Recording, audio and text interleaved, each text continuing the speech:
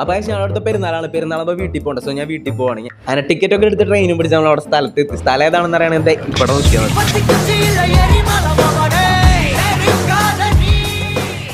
സ്റ്റേഷനിലേക്ക് എന്നെ എടുക്കാൻ വരാന്ന് പറഞ്ഞ ആൾ കിടന്ന് ഉറങ്ങിയോണ്ട് നേരെ ബസ് പിടിച്ച് ഞാൻ യാത്ര. അതിൻ്റെ ഇടയിൽ ഒരു സോഡ സർബത്തും കുടിച്ചു. സ്റ്റോപ്പ് എത്തിപ്പോയി സാഹചര്യം വന്നിട്ടുണ്ടായിരുന്നു എടുക്കുക. അവൻ്റെ ഒപ്പം എൻ്റെ വീട്ടിൽ പോകണമെങ്കിൽ ഞാൻ നേരെ പോയി ഷാരോണ്ട് വീട്ടിൽ ഞങ്ങളുടെ ഡ്രസ് കോഡ് ഏതാന്ന് കാണാൻ വേണ്ടി. ഷാരോണ്ട് പടക്കശേഖരം കണ്ട് ഷാരോണ്ട് ബൈ പറഞ്ഞ് ഞാൻ വീട്ടിൽ പോയിട്ട് നേരെ വിളിച്ചത് അമ്മേനെയല്ല, എൻ്റെ റിച്ചീനെ, എൻ്റെ പട്ടീനെ.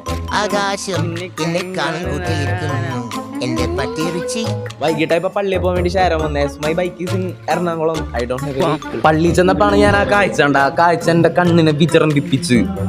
അച്ഛൻ്റെ ഫോട്ടോടെ ഷാരോന്റെ ഫോട്ടോ വാട്ടർ ബോയ്സിന്റെ ഐസ്ക്രീം സ്റ്റാളിൽ ഇവന്റെ QR വെച്ചോണ്ട് ഇവൻ ഫോട്ടോ അടക്കം വെച്ച്. അച്ഛൻ പോലും ഞെട്ടി പോയി. അത് ബ്രാൻഡ്.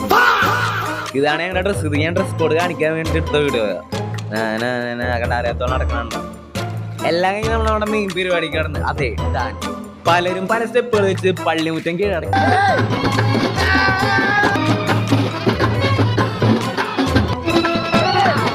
ഇവരുടെ ഒക്കെ ഡാൻസ് അടിപൊളിയാണെങ്കിലും എഫിന്റെ ഡാൻസ് അത് ഒന്നൊന്നര ഡാൻസ് ആയിരുന്നു. ഇവനാരും മൈക്കൽ ജാക്സണും.